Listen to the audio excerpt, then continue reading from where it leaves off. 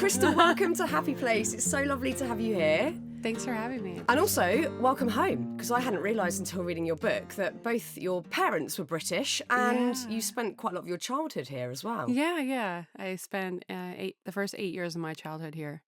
And you grew up in a pub over here. Yes. Ye Old Rose and Crown. Yes, I did. Yeah. People in America don't really understand that, the house is like above the pub. Yes. It's like, oh, you lived in a bar. Yeah. Technically, yes. Yeah.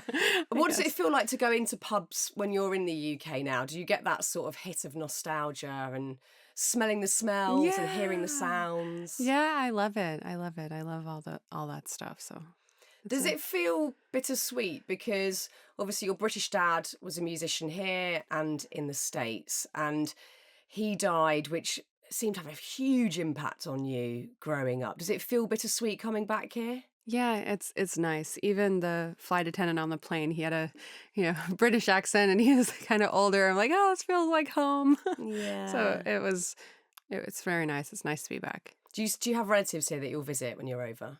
Yeah. My cousin's actually here waiting for me. Great. Yeah. So a bit of family time as well, perhaps. Yeah. Good. That's lovely that you get to do a bit of both. It was really interesting reading about your parents and their dreams and aspirations, because they moved to California before you were born, and then again after a stint here you went back to California as a kid. Yes. And you were very aware of this dream they had to make it, to have their name in lights, to live the American dream. That seemed to have a sort of a lasting effect on you. How did that impact you think, sort of knowing about their dreams and what their aspirations were? Yeah, I think subconsciously their dream became my dream. And I think that's part of why I ended up at the Playboy Mansion, because it was glitz and glamour and Hollywood and a beautiful place. And at that time, Playboy was huge and powerful. And so being there, you're like, wow, I've made it. Yeah. So let's rewind to you, age 21. I was about to say you got invited to a party at the Playboy Mansion, but there's actually a bit of a process to get accepted to a party. So tell us how you ended up at the Halloween party when you were 21. So in order to go to a party, you have to submit a photo and get approved that way. So I submitted a photo. I didn't think I'd be approved. I was very insecure at the time, and I got approved. So I was surprised. And I went up to the mansion with a friend who also got approved.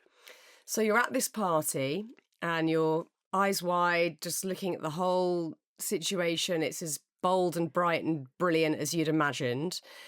And you can see Hugh Hefner sat behind some ropes. He spots you, calls you over, and you are, that evening, the chosen one. How did that evening feel, that moment playing out? Oh my goodness. So my friend is very extroverted. So she dragged me over to the ropes where Hef was in his cabana, and she started waving, and he looks over at her waving, and then his gaze kind of fell on me. And I remember kind of looking behind me, like, me? And yeah, he's like, come here. And whatever Hef wants, Hef gets. So his security immediately started, trying to move everybody out of the way so they could get me in the cabana with him. And yeah, and I was on the other side of the ropes all of a sudden and in with Hef, and my soul probably left my body. It was a weird out-of-body experience for sure. And it's so funny because often, growing up, we've all seen, whether it's paparazzi pictures or in films, someone behind a red rope and it looks so exclusive and so special. But reading your book, it seemed like the first weekend you spent at the mansion actually felt like that. It wasn't kind of... there was no facade at first. It felt like you were in this sort of magical world, magical experience. Yeah, it felt like Charlie and the Chocolate Factory, and he was Willy Wonka. You walk around and there's carved wood everywhere, and there's a gym and tanning beds and a game house, tennis courts. You walk around, you're like, wow, this place is beautiful, and you just feel that you're part of something powerful and incredible. You say in the book that it felt like you'd been yanked out of your drab little life to something much more exciting. When did that start to fade, that feeling?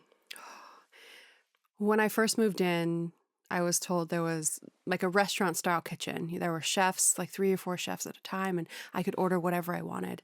So I thought, wow, like let's test that out. And so I would order uh, French fries and grilled cheese and all the American stuff that's not the best for you. And I got fatter. I weighed 134 pounds, which is nowhere near Nothing. Yeah. nowhere near fat. But I remember Hef like kind of tapping my thigh and he said, it looks like someone needs to tone up. So at that time, instead of just lashing back at him, at that time I thought, oh, I can do better. Oh no, I'm slipping. I need to be the best. So I hit the gym and lost a bunch of weight back down to 115. And yeah, that's when it started unraveling, when my physical appearance started getting controlled, because more things started happening physically that he controlled. It seemed like the psychology around that time, well, throughout your whole stint, 10 years at the Playboy Mansion, that was really played on, the insecurity, pitting you against other women. And as you alluded to a moment ago, you went into this experience with low self-esteem already. So what did that do for your confidence, being sort of picked apart for what you looked like or pitted against other women? I think it was very hard. I thought Playboy was a place of freedom and expression and empowerment, and I felt the complete opposite. It was like be seen but not heard. Just be Hef's shadow, be his mirror, reflecting his self-importance back at him. And so I just try to do the best I can at that. Even when you had moments of going, well, actually, I don't want to do that. I don't agree with either how he's conducting things or what he's asking of me. What stopped you from speaking out or saying, actually, I don't want to do that? I think my intuition was trying to tell me that there's the problem, but I just like shoved it down and pushed the voice down. And this was also at a time that was pre-Me Too, and before we knew what a lot of the terms are that we have now. Like now we talk about mental health a lot more. We talk about narcissism. We talk about misogyny. And I don't know, we just didn't really have that back then. So when you were going through, moments of extreme anxiety, being, borderline sort of panic attack at moments of feeling like you needed to get out of there, what do you think it was that stopped you from making that decision to leave? I'm not sure. Part of me felt sorry for Hef and felt that I needed to be there for him, which is, I don't know, maybe a form of Stockholm syndrome or something. And I've talked to a couple of girls that were actually in cults, and we had a lot in common. Wow, I bet. So maybe it was something to do with that, and Hef being all powerful and an extreme power imbalance. I mean, would you call it brainwashing? Yeah. Yeah, because everyone went along with it. He had 70 staff that were all yes people to him, and the media loved him and praised him, and he would go out with his 7 girlfriends at one point, and the media would just eat it up. It's like, why did they do that? I don't know. We've never asked them. And you had a fear of going back to, well, you weren't sure what at points. You didn't want to leave the lifestyle or the excitement of it? Yeah. I think something inside me just said, okay, this is my life now. Like, it's not exactly what I thought it would be, but this is my life. And yeah, this is, I guess, what's in the cards for me. That's what I thought. There seemed to be like a certain pivotal point where you started to see your role as a job. The whole thing felt like a job. And there were actually payouts where he would give you sort of an allowance almost. Did that help you navigate the trickier situations that you didn't necessarily want to find yourself in the mansion? Yeah. He gave us the allowance when I was first there. There were a couple other girls that lived there, twins. And it was enough money to get by, buy the things we needed to, but not enough to save properly because he didn't want us to leave. So it was never enough where we could leave. So I remember starting to get into ways trying to make my own money while I was there. I'm like, okay, some attention is on me, even if it's by association, I'm going to use it to my advantage. And I started making money there. I started making money on social media, and I learned how to DJ. And so I I recognize at least the financial abuse and thought, okay, if I can save my own money, then I'll never have to deal with this situation again. Yeah. How do you feel looking back over, it's a long period of time, 10 years for you to have gone through, there's some times in there where you seem to be pretty happy and going to some parties and enjoying parts of it, but there's a lot of the time where you really were very uncomfortable and not enjoying being there. Mm-hmm. Looking back now, your self-esteem seems in good shape, Mm-hmm. lots of healthier self-confidence. How do you feel about 21-year-old Crystal going into that situation? I feel sorry for her. And that's one of the reasons I wrote the book. I wish I had this book when I was 21. And I'm having 21-year-old girls actually write me and say thank you. So I really appreciate that. Do you have regret about going into the mansion? No, I don't have regret. I think that my story is a good story. And so I don't regret anything. Yeah. So looking back, so I know there's obviously a part in the book right at the end, we were going through a storage unit with loads of Hef stuff in it, this memorabilia and scrapbooking that he had. And you came across photos of that night where you're at the Halloween party, that pivotal moment where you're summoned and you move into the mansion essentially. What do you think looking back at pictures of that night when you see yourself about to walk into, well, you had no idea at that point? Yeah, I remember going through the scrapbooks and seeing those photos, and I just felt sorry for the girl that I was. And yeah, I just felt really bad. And I do remember that same day looking through other scrapbooks and seeing letters from young girls as young as 11 years old, like writing in and saying, oh, I have a new Playboy bedspread and I want to be a playmate, or what does it take to get in the mansion? And it's at the very end of my book I talk about it, and I can't read it back without crying because it's very sad. How do you feel about that, about young girls, believing in the Playboy dream? Well, you have to be a part of it, you have to lose yourself completely. And it's sad. And Hef always told the media this quote that's like, life's too short to be living someone else's dream. And that's what I was doing. So it's strange sitting next to him while he's telling someone that. Yeah. Yeah, you were living very much his life. One of the things that I think I underestimated before reading the book was how mechanical the whole situation was. Every day was extremely regimented in terms of what you all did, how you all did it, how the day went, how the sex went, how the parties went. Everything was exactly the same every week. How did you find that regimented lifestyle? It was like a strange cruise ship itinerary. And I think Hef is such a creature of habit and so controlling that I think that's why he controlled every aspect of other people's lives and his own life.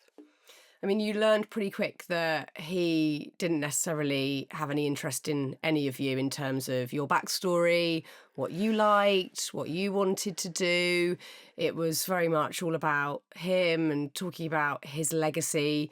Did you actually like him? Maybe like. I I found him interesting. But thinking back, like, oh, he was just a narcissist completely, like the definition. But when I tried to make things work or be happy there, I would ask him so many questions about his life. And I thought we were connecting, but we weren't. As long as we're talking about him, then everything was fine. But as soon as the conversation shifted to anything else, he just shut off or walked away. So it's sad. There was also this very formatted hierarchy within the mansion where you had sort of bedrooms and if you were like girlfriend number 5, you're slightly further down the corridor and you'd get moved up. And I guess due to being in there so long and also being under strict curfew, I mean, you weren't allowed out past, what was it, 6 p.m? 6 p.m. 6 most nights. Mondays and Wednesdays were a little bit later. So you are essentially sort of imprisoned in this mansion, and then there's the brainwashing that goes along with it. And then I'm imagining you start to believe the systems that you're living within. You've got these formatted sections of the house and you're moving up like in a game show to become like girlfriend number one. And I mean, you went to the next level of becoming his wife. Yeah, yeah, yeah. And I think it is because the media, because all the people that work for him, because everybody, all the celebrities, they idolized him. And like, okay, this is, no matter what this voice was telling me, I'm like, oh, this is a place where everyone wants to be. This is good. This is, I don't know. I guess I was trying to convince myself, but I did move into bedroom 5 initially. And I thought to myself, okay, whoever's closest to Hef is the most important, and maybe, he won't kick me out or something. So like, what do I need to do? Okay, like all the same things he likes. So I made sure I stuck through all those old movies with him and try to get into it. And he liked that. And I ended up in spot number 1, which is in the bedroom with Hef, which is no privacy at all. I had like a small part of his closet that I could call my own. It was terrible. Yeah. Yeah, it definitely wasn't a marital bedroom. It was his room. And then you had a tiny little vanity section. Yes. So even the proposal for the marriage seemed unusual. Yeah, he just handed me a ring and said, I hope it fits. Maybe he was afraid to ask me in case I said no. I'm not sure. If he had, what would you have said? If it had been a question rather than a statement? I think I would have said yes. Otherwise, it's like, okay, this is my life. If I say no, I move out tomorrow. And there were cameras in my face, video, and still a bunch of people in the room. So I'm like, yes. And I have pictures in the book of holding up the ring and I'm crying and I look traumatized. What's happening? Yeah. But you were like mentally trapped at this point. I guess it didn't feel like there was a way out. Yeah, it didn't feel like there was a way out. When you were really struggling with the turmoil that you're feeling within, knowing that that's not what you wanted for yourself, but you find yourself nodding and going along with it, who did you turn to? Who can you talk to in moments like that? No one there, that's for sure. Maybe myself internally. And I would do little things like when I was looking through wedding dresses, I picked a pink one. And I thought, okay, I'm going to wear a pink dress because when I get married for real one day, I'll wear a white one. And so having those thoughts and talking myself through it in that way, I mean, that's how you know that I wasn't into it.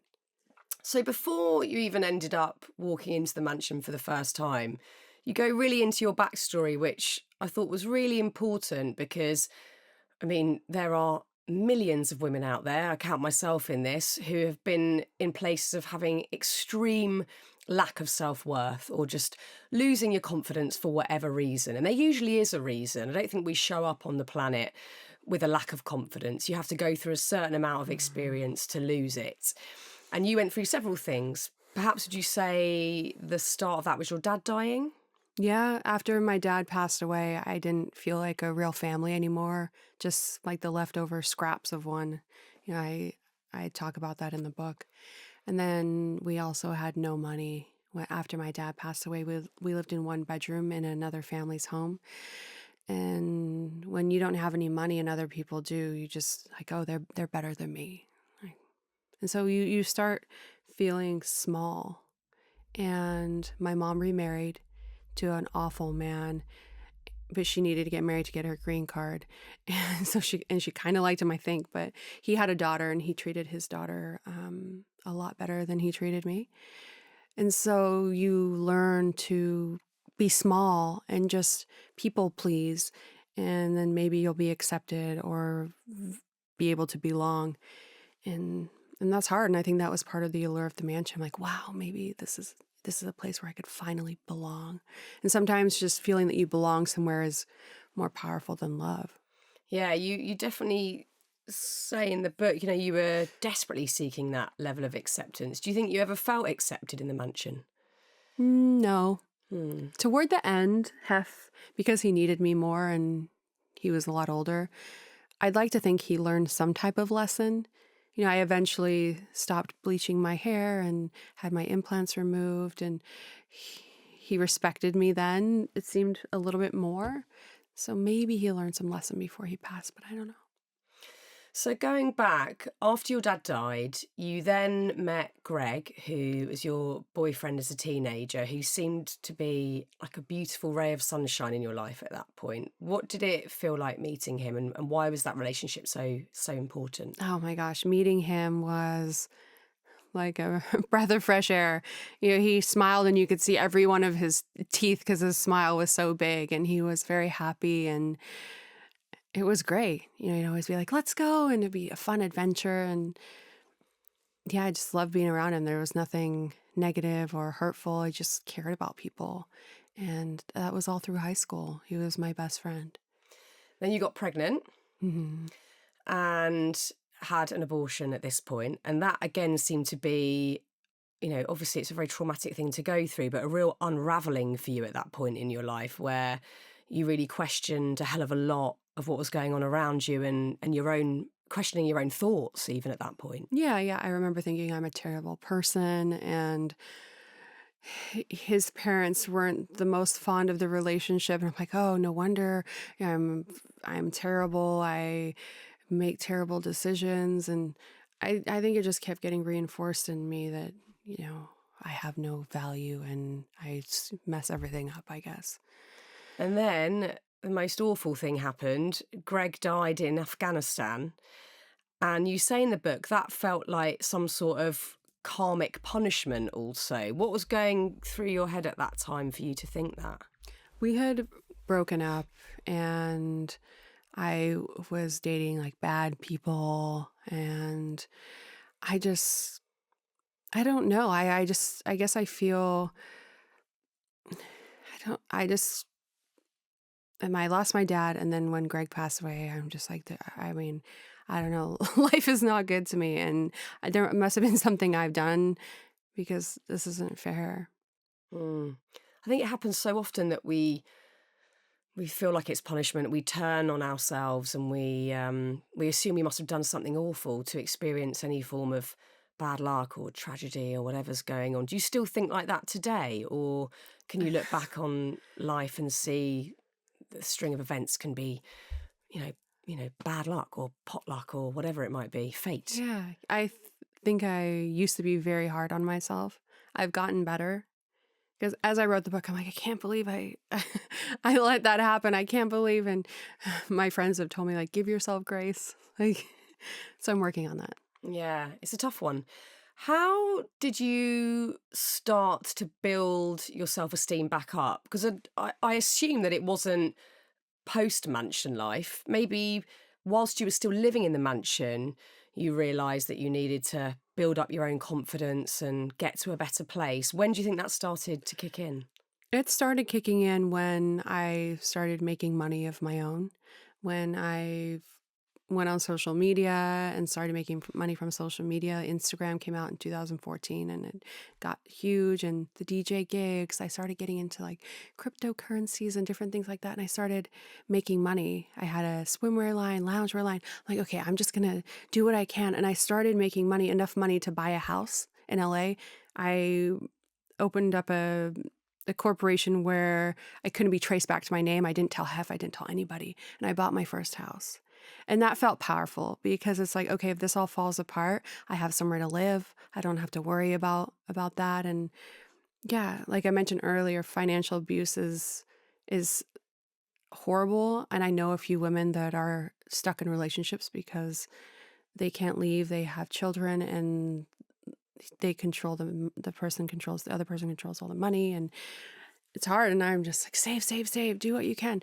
I would see women come through the Playboy mansion that had just bought a new Range Rover or the Louboutin red bottom shoes. I'm like, no, buy a condo, buy an apartment, buy anything instead. But yeah, saving money and having that helped. And yeah, I remember having enough money to just be gone, but I didn't leave him. I stayed. And I remember telling my mom, I said, I can't leave him. He needs me. And I stayed until the end. Yeah. And then when Hef died, that brought up a whole complex grief for you to navigate. Mm-hmm. And from reading the book, it seemed you were not only grieving this life that you'd led for 10 years, which, is obviously undulating in terms of your enjoyment of that period, but also your dad dying, Greg dying, it all kind of hit you at that point. Yeah, I remember when Hef was dying, I kept thinking to myself, I don't know if I can handle this. I don't know if I can handle another death at all.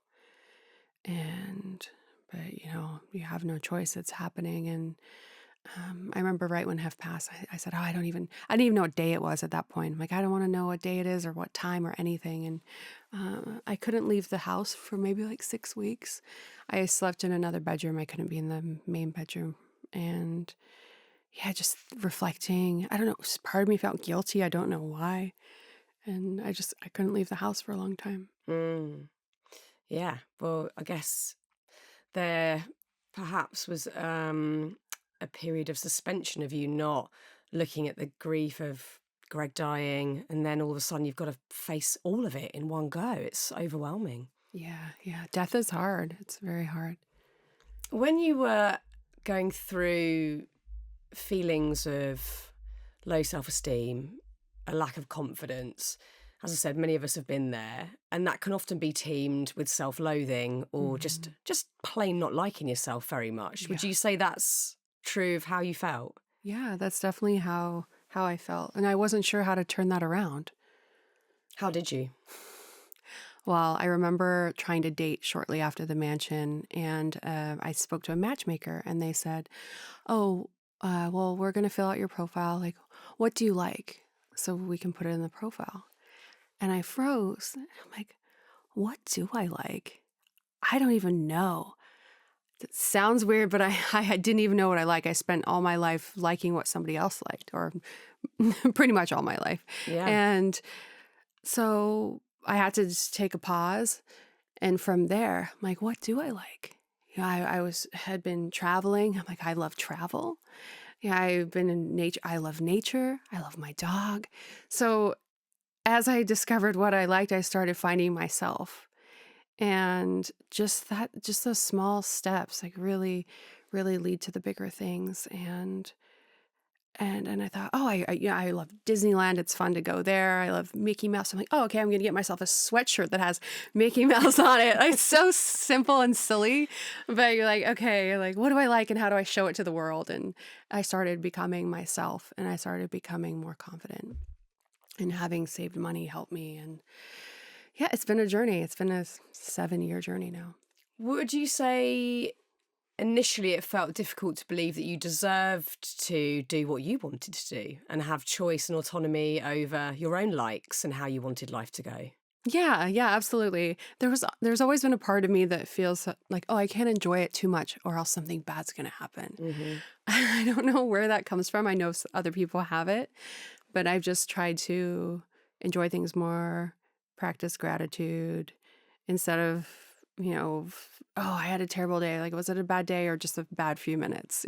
So just think about the good things and be grateful. And I think that's helped. Yeah. And I guess get out of that mindset. And I've certainly been there as well, where you believe that if anything remotely awful happens, that it's completely your fault. You must have done something along the way to trigger that bad event happening. That's very hard to unpick, that one. Yeah. But you think you've managed it? Yeah. I think I got into the mindset of the universe has my back. Yeah. So I just trust that, and hopefully all will be good. Often in these situations when you read a story like your own, or there's women in the press who have either dated an older man or whatever situation set up it is, the female is much more harshly judged than the male involved.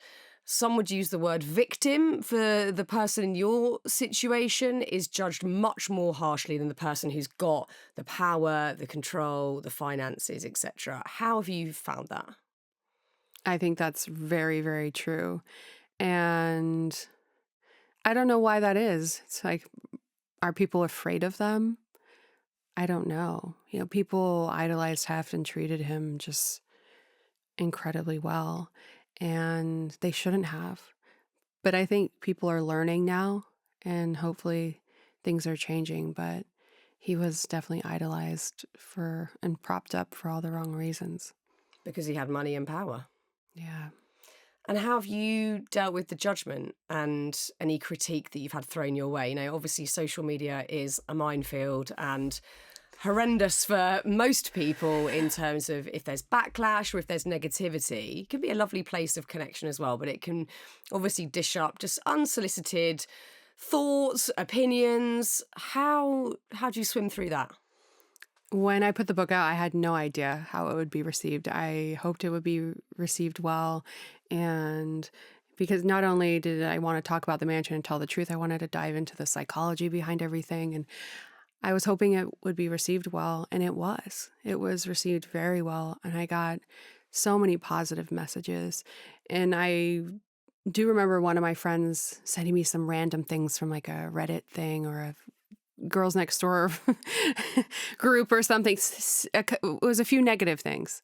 And I just told her, I'm like, I'm going to follow the light. I'm going to follow these 99.9% people that are getting something out of this book and who are saying things that are positive. And I think if you dwell on negative, it just breeds more negative. And I used to do that when I was at the mansion and on the Girls Next Door show. I would read the bad comments, and now I'll just delete them or turn the comments off and just follow the light. Because if you spend your life dwelling on the positive like or negative, you could go either way. So why not just go? It's all irrelevant at the end of the day. Focusing on, Just got to go with what feels right to you. I mean, the book is called Only Say Good Things for good reason. You were very much explicitly told by Hugh Hefner not to say anything negative about him or your experience of being part of the Playboy brand and living in the mansion.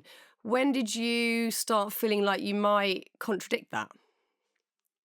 I think once I left and started going to therapy, and the people that I was dating were similar. You know, they were controlling, they were manipulative, except now they were struggling actors and musicians. And so I'm being treated this way, and I'm paying the bills. So I cannot keep being in this trap.